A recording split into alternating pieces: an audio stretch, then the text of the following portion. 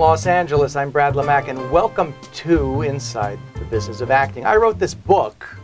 Well, you've heard about it. It's a good book. It's a good, well, yeah, it's a good book. Talk about that. I wrote this book called The Business of Acting, which is designed to empower actors on their career journeys.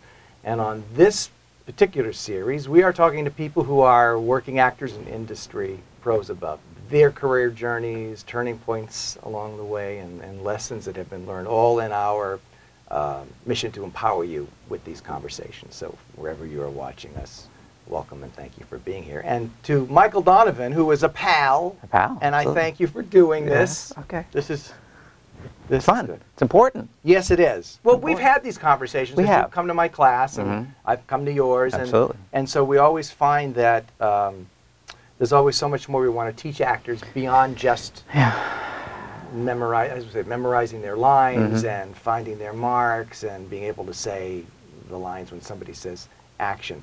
But we'll talk about all of that. Yeah. So I'm trying to figure out how it is that you went to a college that was already named after you. Oh, St. Michael? Yeah. Vermont? Vermont, yeah. My parents were thinking about retiring to Vermont, and my mother said, why don't you look for a college in Vermont? I'm like, okay, and found this amazingly wonderful little school right outside of Burlington that has an extraordinary fine arts department, and so I ended up there and graduated with a degree. I have a degree in fine arts and in English, double major, and I have a minor in music, and it was a great experience. Now, your mother was a piano teacher? Mom was a piano teacher. And actually went to the American Academy of Dramatic Arts in New York for one semester and went, nah, not for me. But I think that's where the whole thing comes from. And my father never understood us. He is an executive VP with Metropolitan Life Insurance. Oh, so he really was another side of the brain entirely. Yes, he's the other side of the brain, yes, yes. But that actually makes me, I think, a better business person, which is, I think, the mistake that I made when I was just an actor, was that I was just creative, and, you could be flaky because you're an actor, right? And, of course, that we know all those things are such huge mistakes. I think the reason I love to teach is because I get to share the things that I did wrong.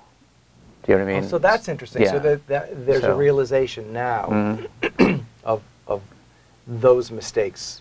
Like if you had a chance to go back and redo them, you would do them completely differently. I mean, some things I would do the same. I think the creative aspects are things that most people do well. I think that where people fall down is the business side of it, a lot of it. And I think we're both in agreement on that. And they don't understand that they're running a business, and you're running a business, you're the CEO of that business, you're the main commodity of that business, and you have to market that business, and you have to understand how to market this product that you have to the buyer, which is me. Yep. And I kind of just look at the way some people market their product, and it's a little, what are you thinking, and do you not understand where you fit? Do you not understand what type you are? Do you not understand what you should be going after and all those things? I'm probably jumping way ahead, aren't I? Yes, but okay. it's okay, because it bears repeating. Part of the problem is that the schools aren't teaching it. I mean, thankfully, Emerson College, thankfully, we're teaching this.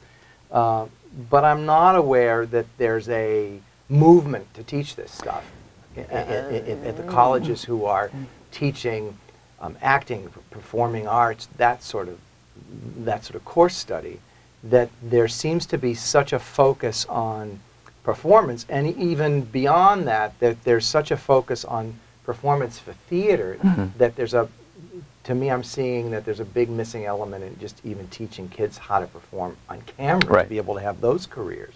And there's a disconnect between what is needed to have a career in the business and what's in many places still being taught in the classroom. Right. I would say yes and no. I think there's some movement towards bringing the professional side to it. I teach at UCLA, I teach auditioning for the professional musical theater. And it's the last semester of their senior year, and the kids who are in the musical theater program get to work with me as a casting director, and then I bring in all these guests, artistic directors and producers and agents. And so UCLA, I think, is at least making an effort to get these kids ready. But they're all already in Los Angeles. I think they already have a kind of an advantage that they kind of understand how the business works from being here. There's an awareness because it's around us. Right. We're immersed in no way to get around it. Yeah. Right. But I think other schools in other parts of the country maybe you know, don't think about that as much. And I was teaching a college class yesterday, actually, and I was asking some of the students, excuse me, what's your age range?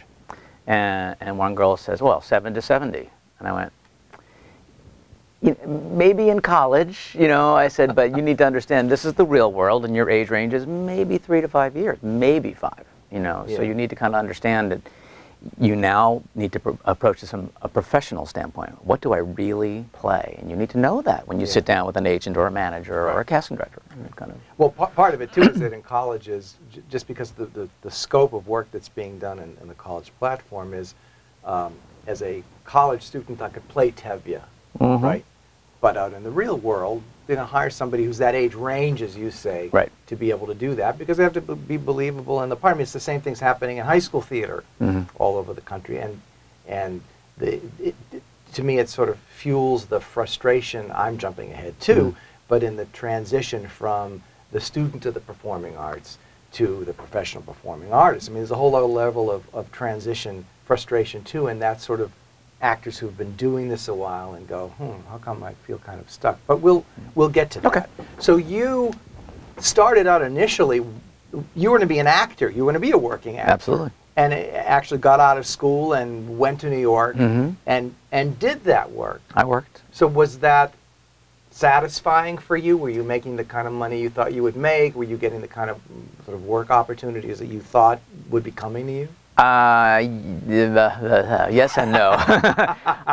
That's a good answer. I really, I had, I guess, an advantage in that I looked a lot younger than I was, so I was able to play kids.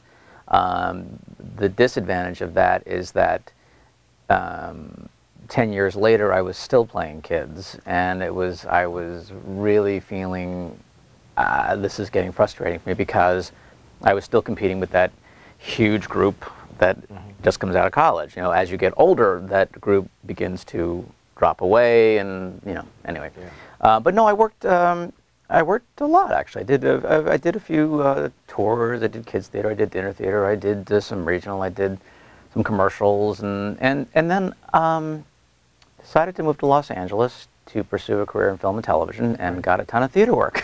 So I want to, So I'm going to back up a little bit. So the decision to leave New York and make the move out here to LA. Well, what was that like? People, were they supportive? Did they think you were crazy? Did you? I mean, what was going on in your own head that you said, you know, all right, I'm done here. It was time to make that move.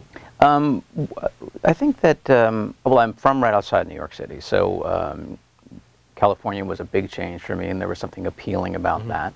I kind of came here kicking and screaming, though. I was in a relationship, which I'm still in the same relationship, and we came together to Los Angeles and to just kind of see, let's give it a shot. Let's come out here, see what it's like, and if it works, great, and if it doesn't work, okay. You can always go back, you know. And so it was kind of an experiment to see, and talk about a baptism of fire. Well, that to me, that falls in the category of managing one's expectations, which hasn't changed since the time that you did this not so long ago. It's a while ago. And thank you for being so kind, but it's a while ago. And what happens now with kids getting out of school who make the trek to LA? There's the anticipation, but there's also there's no expectations managed, because there's only expectations. There's not the reality of what happens, which is clearly what happened to you when you got here. What was the first wake-up call? Having to buy a car that 2 weeks later needed $3,000 worth of work.